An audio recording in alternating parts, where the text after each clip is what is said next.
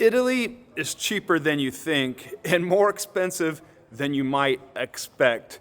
I live in Italy for over 20 years and I still get surprised at the cost, how things are more or less than you might imagine. And later, I'll share with you Italy's biggest value for money lifestyle upgrade that no one is talking about. I thought moving to Italy would be cheaper, but it turns out Italy is no budget fairy tale. When I moved to Italy, I thought I'd be saving money, especially compared to the United States. So, let me break it down for you where you can really save money in Italy and where you absolutely don't. The rent, reality versus fantasy. You have in your mind that beautiful apartment in the center, in the heart of Florence, Rome, or Venice. But the reality, well, most of those places, they're taken up on Airbnb as short-term rentals. Those long-term rentals, well, they're not in the heart of the center, or the prices are super expensive. In the center of Rome or Florence, well, it can be 12 to 1800 a month euro, and that's for a small little place. That dreamy view overlooking a piazza, well, if you get it, be ready to share it with 9 other tourists and a gelato shop. So, what I recommend you do, well, look outside the city centers or find those smaller towns. That's where the prices drop dramatically and the charm increases. But more on that later. Groceries, it adds up quickly. People say, in Italy, food is cheap. And it is somewhat true. But I can tell you, when you're out buying food, it adds up quite fast. Even when you're out shopping on your own, I go for groceries every 2 days. Take 1 flight of stairs down, walk 2 minutes to my local Carrefour, go there to the cash register, ding, ding, ding, ding. It's added up, and I've quickly spent 40 or 50 euro. A quick shop turns into, how did I spend 100 on bread, cheese, and vibe? So in Italy, even though the quality is great quality food, the prices can be high, especially if you're out shopping for niche or specialty items. And no, I'm not buying peanut butter anymore. Gas and transportation, the silent budget killer. I can remember back in the day when I first arrived in Italy, you could pay, say, 80, 90 cents, less than €1 per liter for gas or whatever you call it, petrol. But now the prices have gone up to around €2 a liter. It's insane. Before you start wondering, well, what's that in gallons and dollars? I'll do the math. That's around $8.20 a gallon. And you thought prices were high in California for gas?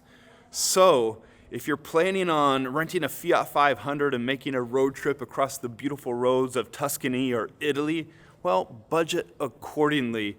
And add into that parking and tolls, you can see why so many people are driving their scooters or taking the train.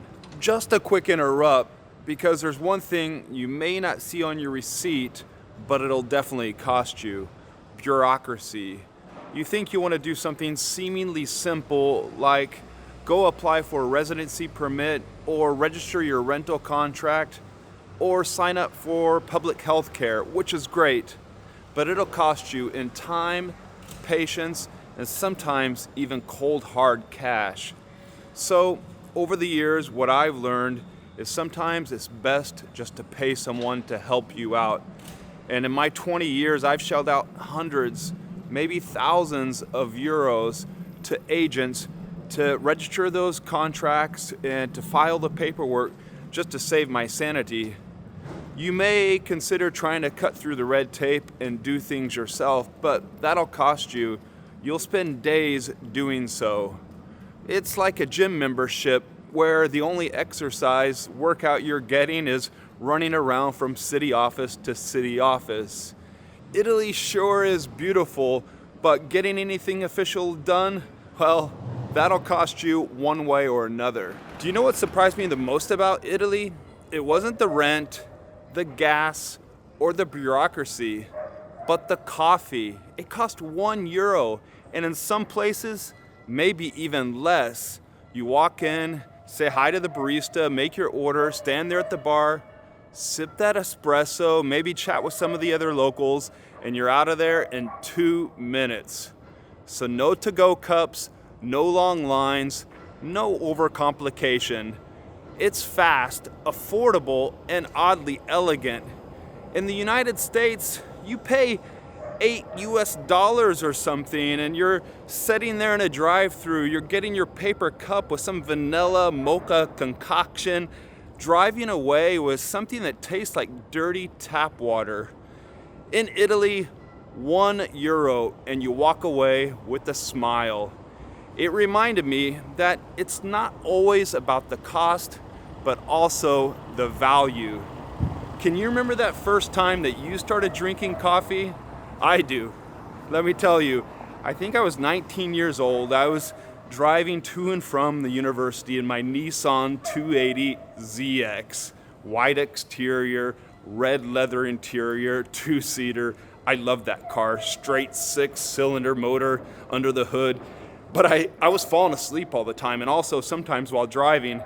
So I started stopping at 7-Eleven to get a vanilla latte that tasted terrible, but that got me addicted and going into this coffee world. Let me know down in the comments what surprised you about prices in Italy, or what did you expect to be different? And yes, I've heard you, a home tour is coming. You'll see my place in Florence and what it looks like. It'll be out first available to my YouTube channel members and my patrons. Where Italy will save you big time. All right, it's not all doom and gloom. Yes, things like rent and gas are high, but we have universities, great universities, that cost hundreds instead of tens of thousands like they would, say, in the United States. And the healthcare, well, don't even make the comparison, because in Italy, it's available to all and you pay next to nothing. Oh, and eating out, one of the best things in Italy, well, the great thing is it's a pleasure that won't cost you much money. You can go out, have a primo, some wine, and some water. We're talking 20, maximum €30. La dolce vita. It's great, and it's so affordable that I can do that luxury and take advantage of it 2 to 3 times a week. And believe me, I do. So learn to lean into how Italians live. Walk more, eat locally, and skip using the car, and you'll stretch your money even further. And do you remember that best value for money lifestyle upgrade that I mentioned at the start of this video? Well, it's this: learning to do it as the Italians do. Taking time to sip the coffee at the local coffee bar, eating there at the neighborhood trattoria, or walking everywhere and taking time. It's not just cheaper, I think, and I think you'll agree as well, it's better. It's la dolce vita, and if you like that as well, show your support. Give this video a thumbs up. Click that like icon right down below. Also, help me out. If you're not yet a subscriber, take a moment and click the subscribe button as well. That way you're not going to miss out on any of the upcoming videos I'm making here on this channel, and we can get these videos out to a much wider audience of food and Italy lovers like ourselves. So thank you.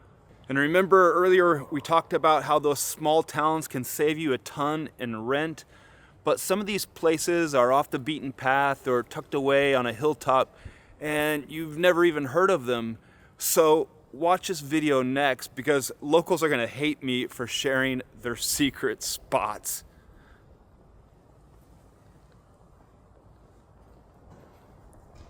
I mean, Italy's not that expensive.